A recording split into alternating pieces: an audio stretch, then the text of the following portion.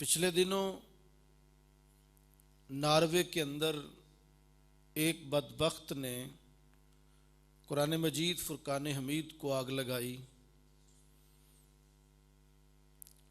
اس سے پہلے New Zealand کے اندر 50 مسلمانوں کو مسجد کے اندر گولیاں مار کے چھلنی کر دیا گیا۔ اس کے باوجود بھی مسلمانوں کو دہشت گرد قرار دیا جا رہا ہے۔ اس دنیا کے اندر کسی جانور پہ بھی ایسا ظلم نہیں ہو رہا جو ظلم مسلمانوں پہ اس وقت توڑا جا رہا ہے۔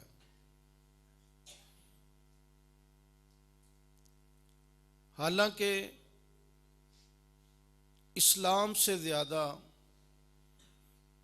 وسیع النظر دین کوئی نہیں۔ اسلام نے اپنے پیروکاروں کو حکم دیا ہے کہ مسلمانوں کی یہ نشانی بیان کی گئی ہے قرآن مجید کے اندر کہ یؤمنون بما انزل الیک وما انزل من قبلک۔ مسلمان وہ ہیں کہ اے محبوب جو تیرے قرآن پر بھی ایمان رکھیں اور تیرے قرآن سے قبل نازل ہونے والی کتابوں پر بھی ایمان لائیں۔ عیسائیوں نے یا وہ بدبخت یہودی تھا جس نے ہمارے قرآن کو آگ لگائی، بے حرمتی کی، بے ادبی کی انتہا کر دی، لیکن ہمارا تو اس وقت تک ایمان مکمل نہیں ہوتا جب تک ہم تورات پہ، زبور پہ اور انجیل پہ ایمان نہ لے آئیں۔ کوئی گیا گزرا مسلمان بھی انجیل کے بارے میں ایسا سوچ بھی نہیں سکتا کہ وہ انجیل کو خاکم بدہن کے آگ لگائے یا اس کو نیچے پھینکے۔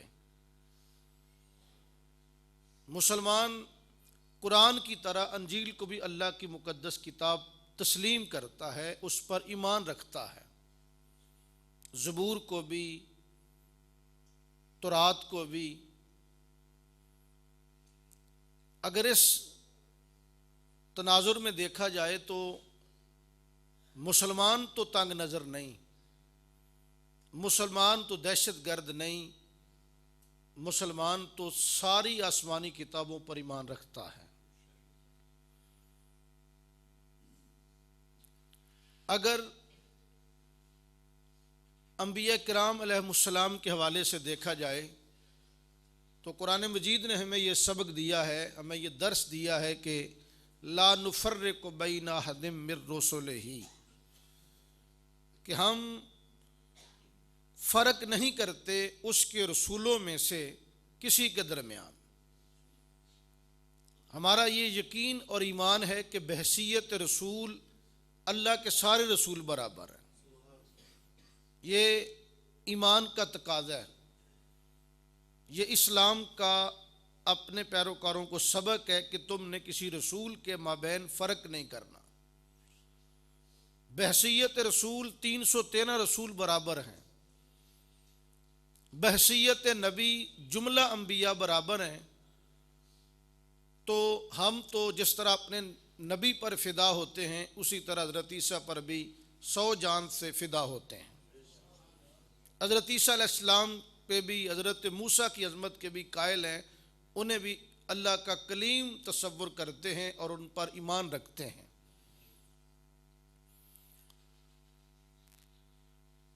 موجودہ صورتحال کے اندر ہمیں ہر معاملے کے اندر اس وقت نیچا دکھایا جا رہا ہے مسلمانوں کو۔ کئی اس کی مثالیں ہمارے سامنے موجود ہیں۔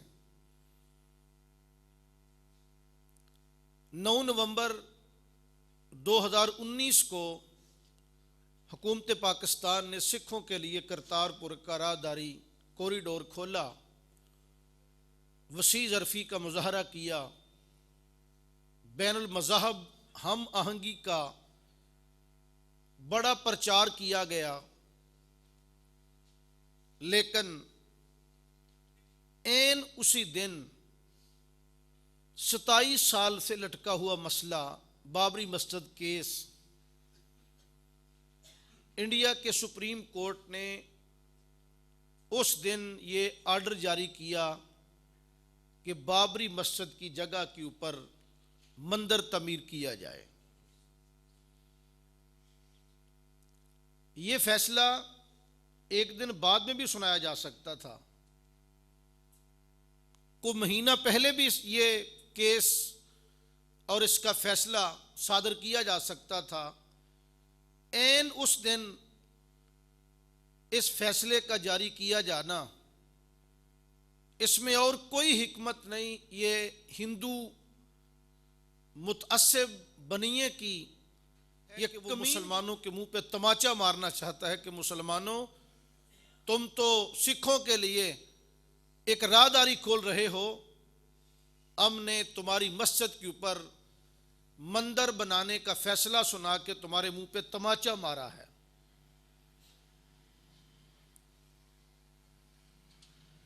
جو شخص ہمیں مارنے آئے، ہم پہ اٹیک کرنے آیا، ابھی نندن انڈین پائلٹ، ہم نے اسے بھی بڑے پروٹوکول کے ساتھ، بڑی عزت اور وقار کے ساتھ، مہمان نوازی کے ساتھ اس کو ہم نے انڈیا کو واپس کر دیا۔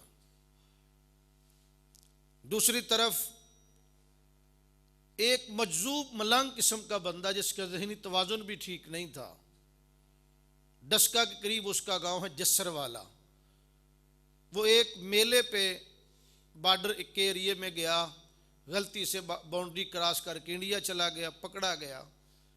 جن دنوں یہ ہماری کشمکش انڈیا کے ساتھ عروج پہ تھی، ان دنوں کے اندر اس غریب کو جے پور جیل کے اندر پتھر مار مار کے اس کا سر کچل کے اس کو جان سے مار دیا گیا۔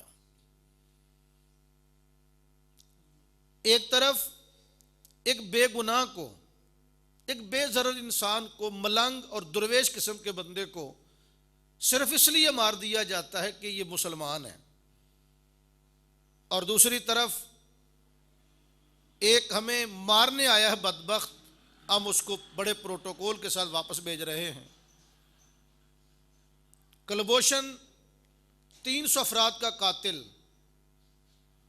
اسے کوئی سزا نہیں دی جاتی، پاکستان میں گرفتار ہوتا ہے، لیکن ہمارے اندر جرت نہیں تھی کہ ہم اس کو اپنے ہاتھوں سزا دیتے، اور اس کا کیس بھی اتنا مؤخر کر دیا گیا کہ اس کو سزا کیا ملی ہے؟ کوئی سزا نہیں ملی۔ یہ اس وقت کے مسلمانوں کی حالت ہے، اور دوسری طرف کفر کی صورتحال ہے۔ ذرا دونوں کو کمپیریزن کر کے دیکھیں کہ ہم کس قدر معذوری کی زندگی بسر کر رہے ہیں، کتنے مجبور کیے جا چکے ہیں۔ ایک طرف امریکی گنڈا 3 لوگوں کو قتل کر کے ریمنڈ ڈیوس ادھر سے بڑی جو ہے عزت کے ساتھ امریکہ روانہ کر دیا جاتا ہے، دوسری طرف ہمارے وزراء بھی امریکہ جائیں تو جامع تلاشی دیں، ذلت اور خواری برداشت کریں۔ ایک طرف ایک گستاخ رسول عورت حضور کی گستاخی کرے، سارا کفر اکٹھا ہو کے زور لگا کے اسے پاکستان سے چھڑوا کے اسے یورپ لے جاتا ہے، دوسری طرف مسلمان 59 اسلامی ملک ہونے کے باوجود ایک بے گناہ عافیہ صدیقی کو امریکہ سے آزاد نہیں کرا سکے۔ ایک طرف کفر کا اتنا عروج ہے، اور دوسری طرف مسلمان کس قدر پستی اور ذلت کی زندگی گزارنے پہ مجبور ہو چکے ہیں۔ اس کی وجہ کیا ہے؟ اللہ نے قرآن مجید میں ارشاد فرما دیا، وَمَا أَصَابَكُم مِّن مُّصِيبَةٍ، تمہیں جو بھی مصیبت پہنچتی ہے فَبِمَا كَسَبَتْ أَيْدِيكُمْ، یہ تمہارے ہاتھوں کی کرتوت ہے۔ اس میں اور کسی کا کوئی قصور نہیں، یہ ہماری ذلت، ہمارے اپنے کرتوتوں کا نتیجہ ہے۔ یہ ذلت اور یہ رسوائی کیوں ہے اور اس کی وجہ کیا ہے؟ میرے اور آپ کے آقا نے ارشاد فرمایا تھا، ان الاختلاف والتنازع والتثبیت من امر العجز والضعف مما لا يحب اللہ تعالی ولا یؤتی علیہ نصر والظفر او کما قال صلی اللہ علیہ وآلہ وسلم۔ حضور فرماتے ہیں کہ بے شک اختلاف اور باہمی جھگڑا اور بزدلی یہ وہ چیزیں ہیں کہ جو عاجزی، کمزوری اور بے بسی کی علامت ہیں۔ جب کسی قوم کے اندر آپس کے اختلاف جو ہیں ابھرتے ہیں، اختلافات پیدا ہوتے ہیں، جب کوئی قوم آپس میں لڑنا شروع کر دیتی ہے، جب کسی قوم کے اندر بزدلی پائی جاتی ہے، تو آقا کریم فرماتے ہیں یہ تین چیزیں، یہ عاجزی، کمزوری اور بے بسی کی علامت ہیں۔ مما لا یحب اللہ تعالی، یہ وہ چیزیں ہیں کہ جن کو اللہ پسند نہیں فرماتا۔ ولا یؤتی علیہ نصر والظفر، فرمایا کہ ان چیزوں کے ہوتے ہوئے اللہ تعالیٰ نہ کسی قوم کی مدد کرتا ہے اور نہ اللہ کسی قوم کو کامیابی عطا کرتا ہے۔ آپ کے آقا فرماتے ہیں کہ خمس بخمس ما نقض قوم العہد الا سلط اللہ علیہم عدوہم ولا حکموا بغیر ما انزل اللہ الا فشا فیہم الفقر وما ظہرت الفاحشۃ فیہم الا ظہر فیہم الطاعون وما طففوا الکیل الا منع النبات وأخذوا بالسنین ولا منعوا الزکاۃ الا حبس اللہ عنہم المطر او کما قال صلی اللہ علیہ وآلہ وسلم۔ آقا کریم فرماتے ہیں کہ جب میری امت کے اندر 5 گناہ پائے جائیں گے، 5 برائیاں پائی جائیں گی، تو اللہ تعالیٰ میری امت کو 5 سزائیں عطا کرے گا۔ پہلی چیز، ما نقض قوم العہد الا سلط اللہ علیہم عدوہم، فرمایا کہ جب کوئی قوم اللہ سے کیا ہوا وعدہ توڑ دیتی ہے، اللہ اس قوم کے دشمن کو اس کے اوپر مسلط کر دیتا ہے۔ پہلا جرم، اللہ سے کیا ہوا وعدہ جب کوئی قوم توڑ دیتی ہے، اللہ اس قوم کے دشمن کو اس کے اوپر مسلط کر دیتا ہے۔ دوسری چیز، ولا حکموا بغیر ما انزل اللہ الا فشا فیہم الفقر، فرمایا کہ جب کوئی قوم اللہ کے حکم کے مطابق فیصلہ نہیں کرتی، اللہ اس قوم کے اندر فقر و فاقہ عام کر دیتا ہے۔ وما ظہرت الفاحشۃ فیہم الا ظہر فیہم الطاعون، کہ جب کسی قوم کے اندر بے حیائی عام ہو جاتی ہے، فحاشی عام ہو جاتی ہے، اللہ تعالیٰ اس قوم کے اندر طاعون کی بیماری پھیلا دیتا ہے۔ نمبر 4، حضور فرماتے ہیں کہ وما طففوا الکیل الا منع النبات وأخذوا بالسنین، کہ جب کوئی قوم ناپ تول میں کمی کرتی ہے، اللہ اس قوم کی پیداوار میں کمی کر دیتا ہے، اللہ اس قوم کو قحط کے اندر مبتلا کر دیتا ہے۔ 5ویں چیز فرمایا کہ ولا منعوا الزکاۃ الا حبس اللہ عنہم المطر، کہ جب کوئی قوم زکوٰۃ دینا بند کر دیتی ہے، اللہ اس قوم کے اوپر موسمی بارشیں بند کر دیتا ہے۔ یہ جو 5 چیزیں ہیں، ذرا اس حوالے سے غور فرمائیں۔ پہلی چیز حضور نے فرمایا کہ جب کوئی قوم اللہ سے کیا ہوا وعدہ توڑ دیتی ہے، اللہ اس قوم کے دشمن کو اس قوم کے اوپر مسلط کر دیتا ہے۔ میں آپ کے معاشرے کی ایک مثال آپ کے سامنے پیش کرتا ہوں۔ نکاح کے موقع پہ نکاح خواں دولہا کو پڑھاتے ہیں ایمان مجمل، جس کے اندر ایک جملہ یہ آتا ہے کہ وَقَبِلْتُ جَمِيعَ أَحْكَامِهِ اِقْرَارٌ بِاللِّسَانِ وَتَصْدِيقٌ بِالْقَلْبِ۔ اس کا ترجمہ کیا ہے کہ یا اللہ سارے حکم میں نے تسلیم کر لیے، دل سے تصدیق کی، زبان سے اقرار کیا۔ نکاح کے موقع پر بھی اس کو دہرایا گیا۔ ترجمہ اس کا یہ بنتا کہ یا اللہ میں نے تیرے سارے حکم قبول کر لیے، دل سے تصدیق کی، زبان سے اقرار کیا، لیکن میں پوچھتا ہوں کہ نکاح کے موقع پر، شادی کے موقع پہ ایک نکاح کے علاوہ ہماری کون سی رسم دین کے مطابق ہوتی ہے؟ ہم نے کہا اللہ کے حکم کو مانا؟ کیا شادی کے موقع پہ رسم حنا کی شکل میں گھر کی عورتوں کا گلی میں ناچنا، کیا یہ اللہ کے حکم کے مطابق ہے؟ تو جب اللہ سے ہم نے کیا ہوا وعدہ توڑ دیا ہے تو سزا مل رہی ہے کہ ہمارا دشمن ہمارے سر پر مسلط ہے۔ دوسری چیز فرمایا وَلَا حَكَمُوا بِغَيْرِ مَا أَنزَلَ اللَّهُ إِلَّا فَشَاءَ فِيهِمُ الْفَقْرَ، فرمایا کہ جو قوم اللہ کے قرآن کے مطابق فیصلے نہیں کرتی، اللہ تعالیٰ اس قوم کے اندر فقر و فاقہ عام کر دیتا ہے۔ آج کہاں قرآن کے مطابق فیصلہ ہوتا ہے؟ نہ کسی پنچایت میں فیصلہ قرآن کے مطابق ہے، نہ تھانے کچہری میں، نہ کسی کورٹ اور کسی عدالت میں۔ ہم نے قرآن کو صرف چومنے کے لیے رکھا ہے، محفل میلاد میں تلاوت کے لیے رکھا ہے، قرآن کو چوم کے طاق میں سجانے کے لیے رکھا ہے۔ ہم نے عمل نہیں کیا اس پر، اور جب حکم اللہ کا تسلیم نہیں کیا جائے گا، قرآن کے مطابق فیصلہ نہیں ہوگا، تو پھر اس قوم کی کبھی پوری نہیں پڑے گی۔ ہر روز مہنگائی کا ایک نیا طوفان بپا ہوگا، اور جس کا مقابلہ کرنا ہمارا مقدر بنے گا۔ تیسری چیز فرمایا وما ظہرت الفاحشۃ فیہم الا ظہر فیہم الطاعون، کہ جس قوم کے اندر بے حیائی عام ہو جاتی ہے، اس قوم کے اندر اللہ تعالیٰ طاعون کی بیماری کو پھیلا دیتا۔ بے حیائی کیا ہے؟ عورت کا غیر مرد کے سامنے آنا، یہ بے حیائی ہے۔ اللہ نے ڈائریکٹ یہ نہیں کہا کہ یا ایھا الذین آمنوا لا تزنوا، کہ زنا نہ کرو، بلکہ اللہ فرماتا لا تقربوا الزنا، زنا کے قریب بھی نہ جانا۔ زنا اور چیز ہے، زنا کی قربت اور چیز ہے۔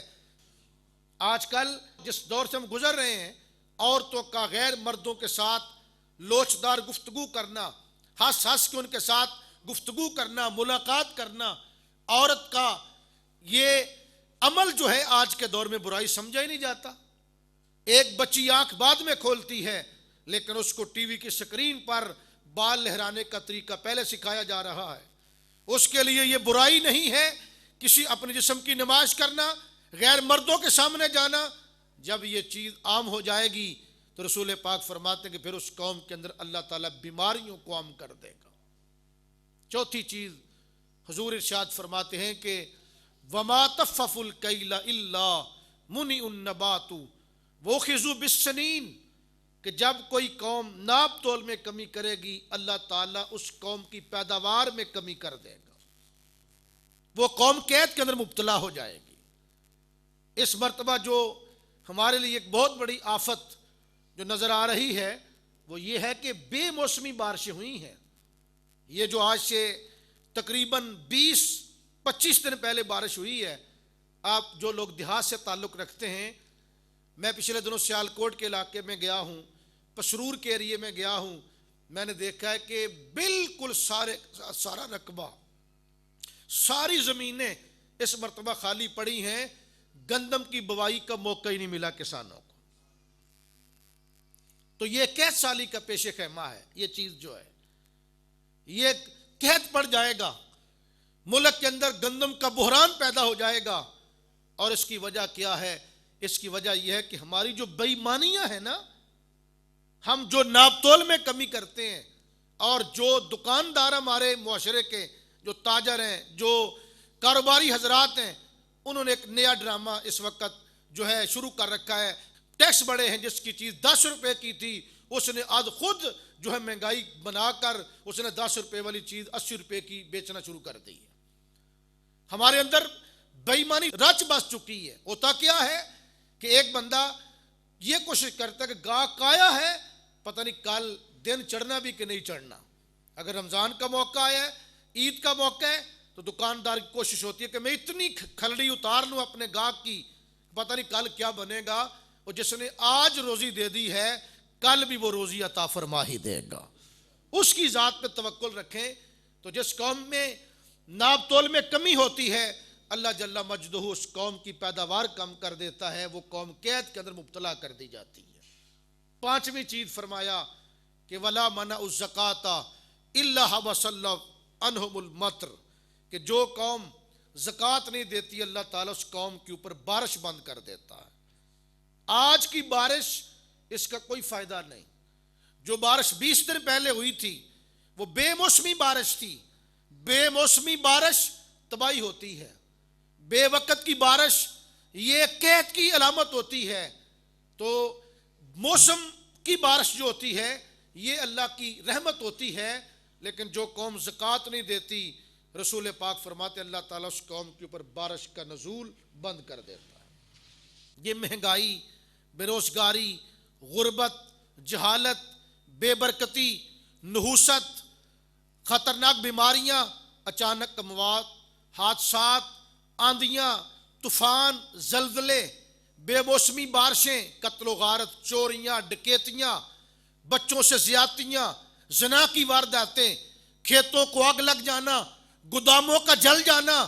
مالک فرماتا وما اصابکم من مصیبت فبما کسبت ایدیکم، جدھر سے بھی خبر کوئی بری آتی ہے اس میں مالک کا کوئی قصور نہیں، وہ صرف ہمارے اعمال کا سبب ہے، ہماری شامت اعمال ہے۔ اللہ نے اس آیت کے آخر میں کہہ دیا ہے وَيَعْفُو عَنْ كَثِيرٍ، بہت زیادہ تمہاری کوتاہیاں ایسی ہیں کہ جن سے اللہ تعالیٰ درگزر فرما دیتا ہے۔ اگر اللہ تختہ الٹنے پہ آئے تو میرے بھائیوں 1 منٹ زندہ رہنے کے ہم قابل نہیں۔ اللہ فرماتا اگر میں ظلم پہ پکڑنے آؤں تو میں کسی جانور کو بھی معاف نہ کروں، جانور بھی نہ بخشے جائیں۔ اور یہ اللہ کے نبی کا کرم ہے حضور کا کہ حضور کی ذات ہمارے اندر جلوہ گر ہے تو ہم بچتے چلے آ رہے ہیں، ورنہ ہمارے کرتوت بچنے والے نہیں ہیں، ہمارے اعمال اس قابل نہیں کہ ہمیں بخشا جائے۔ وہ کیا کسی نے خوب کہا تھا، ان کی ذات نہ ہو اگر درمیان میں، ان کی ذات نہ ہو اگر درمیان میں، ابھی آگ لگ جائے 2 جہاں میں۔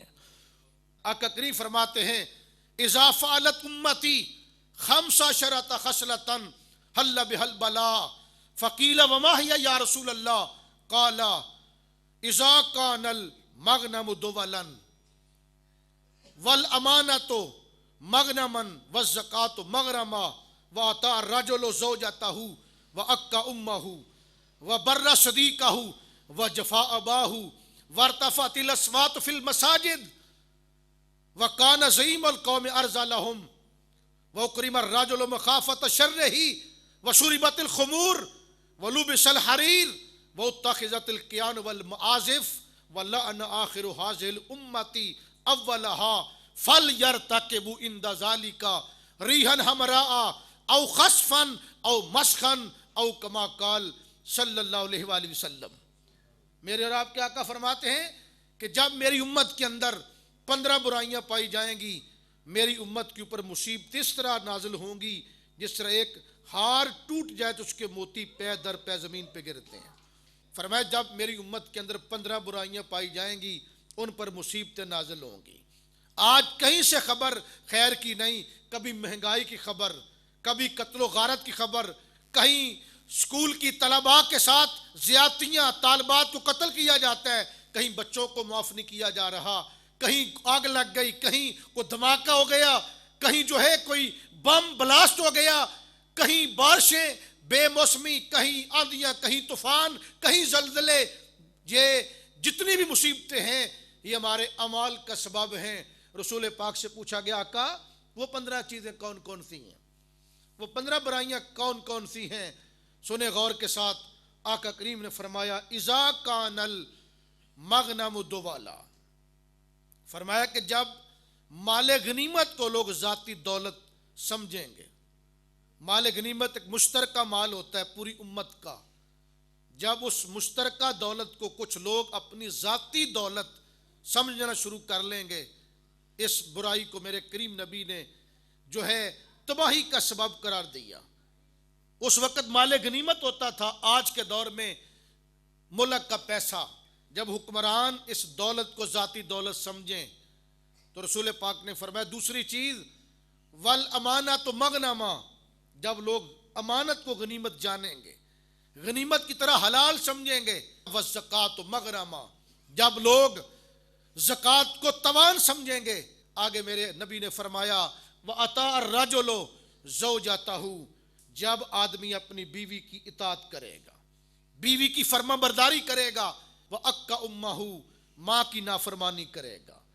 آگے فرمایا وہ برا صدیقہ، جس وقت ایک بندہ اپنے دوست کے ساتھ نیکی کرے گا، وہ جفا اباہ، اور اپنے باپ کے ساتھ ظلم کرے گا، وارتفعت الاصوات فی المساجد، مسجدوں کا ادب نہیں رہے گا، مسجدوں کے اندر لوگ شور کریں گے، وَكَانَ زَعِيمُ الْقَوْمِ أَرْذَلَ لَهُمْ، فرمایا کہ قوم کا گٹیا بندہ قوم کا سربراہ بن جائے گا۔ وہ اکرم الرجل مخافۃ شرہ، جس دور کے اندر آدمی کی عزت اس کے شر کی وجہ سے کی جائے گی۔ اور آگے فرمایا وشربت الخمور، شرابیں پی جائیں گی، ولبس الحریر، ریشم پہنا جائے گا، واتخذت القیان والمعازف، گھروں کے اندر ناچنے والی لونڈیاں رکھی جائیں گی، آلات موسیقی رکھے جائیں گے، وَلَعَنَ آخِرُ هَذِهِ الْأُمَّةِ أَوَّلَهَا، اس امت کے آخری لوگ، بعد میں آنے والے لوگ پہلے لوگوں پہ لعنت کریں گے۔ آج جن مجالس کے اندر ابو بکر صدیق پہ تبرہ کیا جاتا ہے، حضرت امیر معاویہ کو گالیاں دی جاتی ہیں، حضرت عمر فاروق پہ لعنت کی جاتی ہے، عثمان غنی پہ تبرہ کیا جاتا ہے، انہی لوگوں کی طرف اشارہ کیا گیا ہے۔ یہ 15 چیزیں میرے مصطفیٰ نے بیان فرما کے آگے فرمایا فَلْيَرْتَقِبُوا عِنْدَ ذَلِكَ، جب یہ 15 برائیاں پائی جائیں گی پھر انتظار کرنا، ریحن ہمراء، لال آندھیوں کا، او خسفن، زمین کے پھٹ جانے کا۔ زمین اس وقت پھٹتی ہے جب زلزلہ آیا کرتا ہے، تو یہ رسول پاک فرماتے ہیں کہ پھر انتظار کرنا جب یہ 15 برائیاں پائی جائیں گی، لال آندھیاں چلیں گی، زمین پھٹ جائے گی اور شکلیں بگڑ جائیں گی۔ 2 نومبر کو میں میرپور کے علاقے جاتلا میں گیا، جہاں پہ زلزلہ پچھلے دنوں آیا تھا، تو میں نے اپنے دوستوں سے پوچھا کہ بتاؤ کیا صورتحال بنی زلزلے کے دنوں میں؟ تو میرے دوستوں نے مجھے بتایا کہ زلزلے کا مقابلہ انسان تو نہیں کر سکتا، قدرتی آفت ہے، اس کا دکھ نہیں، زلزلہ آیا، تباہی ہوئی، لوگ مر گئے، گاڑیاں ڈیمیج ہو گئیں، سڑکیں پھٹ گئیں، مکان گر گئے، دکھ اس بات کا نہیں، دکھ اس بات کا ہوا ہے کہ ادھر گھروں میں لاشیں پڑی ہوئی تھیں، مکان گرے ہوئے، لاشیں پڑی ہوئی ہیں، کچھ لوگ آتے تھے لاشوں کے اوپر سے گزر کے اندر جاتے، تجوریاں توڑ کے اور لاکر توڑ کے اندر سے زیورات اور سونا اور پیسے چوری کر کے لے جاتے تھے۔ یہ ہماری حالت ہے، ہم اس قدر گھٹیا ہو چکے ہیں کہ اگر ایکسیڈنٹ میں کوئی بندہ مر جاتا ہے تو ہم سب سے پہلے اس کا موبائل چوری کرتے ہیں، اس کا پرس نکالتے ہیں، اس کی جیب خالی کرتے ہیں، اگر اس کے گلے میں سونے کی چین ہے تو وہ اتار کے چھپانے کی کوشش کرتے ہیں۔ یہ ہماری حالت ہے۔ ہمیں یہ ترگڑی ساتھ گاؤں ہے راہ والی کے ساتھ، یہاں کا ایک لڑکا تھا، وہ بیچارہ لاہور گیا، کسی رکشے میں بیٹھا تھا، ایکسیڈنٹ ہو گیا، وہ بیچارہ ایکسیڈنٹ میں فوت ہو گیا۔ کچھ بدبخت لوگوں نے اس کا وائلٹ نکال لیا، پرس نکال لیا، موبائل چوری کر لیا، اس کے جیب میں کوئی چیز نہ چھوڑی۔ گھر والے بیچارے گھر انتظار کرتے رہے۔ 2 مہینے کے بعد پتا چلا کہ ہمارا بیٹا تو 2 ماہ پہلے کا ایکسیڈنٹ میں مر چکا ہے، اس کو پولیس نے لاوارث کر کے فلاں جگہ پہ دفن کر دیا ہوا ہے۔ مجھے بتا دیں اس کے پرس میں کیا کوئی کروڑ روپیہ تھا جس کی خاطر ایک انسانی لاش کو لاوارث کر کے دفن کیا گیا؟ یہ تمہاری حالت ہے۔ ایک جگہ پہ میں گیا تو وہاں پہ میں نے پوچھا بھائی اصالہ ثواب کا پروگرام تھا، میں نے کہا یہ بندہ کیسے مرا ہے، مرحوم کس طرح فوت ہوا تھا؟ تو مجھے بتایا گیا کہ یہ مظفر آباد کے اندر بیچارہ مزدوری کرتا تھا، اس نے ایک دکان پہ چائے پی، چائے والے دکان پہ، چائے والے ڈھابے پہ چائے پی کے اس نے چائے کا جب بل دینے لگا تو کوئی شخص اس کو دیکھ رہا تھا، اس کی جیب میں 2 نوٹ تھے 1000 روپے کا، اور کوئی بدنصیب پیچھے دیکھ رہا تھا۔ جب اس نے بل دے کے وہ دکان سے آگے بڑھا ہے، وہ پہاڑی ایریا ہے، ایک گھاٹی میں اترا ہے، وہ ظالم پیچھے آ پہنچا، اس نے 2000 کی خاطر ایک بہت بڑا پتھر مار کے اس آدمی کو جان سے مار دیا۔ یہ ہماری حالت ہے، 2000 کی خاطر ہم بے ایمان ہو جاتے ہیں۔ احباب گرامی قدر، یہ تمہاری حالت ہے، اس قدر گھٹیا ہو چکے ہیں ہم لوگ۔ وہ کوئی مسلمان تھا نا، سکھوں کے گردوارے میں گیا، ویسے گردوارہ دیکھنے کے لیے، جو ہی اندر گیا تو اس نے مسجد کی طرح اس نے جوتے کو اٹھایا اور بغل میں لگا کے ایک نکر کی طرف جانے لگا۔ ایک سکھ دوڑا دوڑا آیا، اس نے آگے کہا بھائی یہ جوتا کیوں اندر لے کے آ رہے ہو؟ یہ مسلمانہ دی مسیت نہیں، سکھاں دا گردوارہ ہے، جہاں جوتا اتار کے جاؤ گے وہاں سے آ کے واپس لے لینا، یہاں سے تمہارا جوتا نہیں اٹھایا جائے گا۔ لیکن ہماری مسجد کے اندر جوتا محفوظ نہیں، ٹوٹی محفوظ نہیں، کولر کے ساتھ لٹکا ہوا گلاس محفوظ نہیں۔ ہم باتیں بڑی لمبی لمبی کرتے ہیں۔ تو دوستان گرامی قدر، جتنی دیر تک ہم خود اپنی اصلاح نہیں کریں گے، حلال حرام کی تمیز نہیں اپنے اندر پیدا کریں گے، اس وقت تک ہماری حالت کبھی سدھر نہیں سکتی۔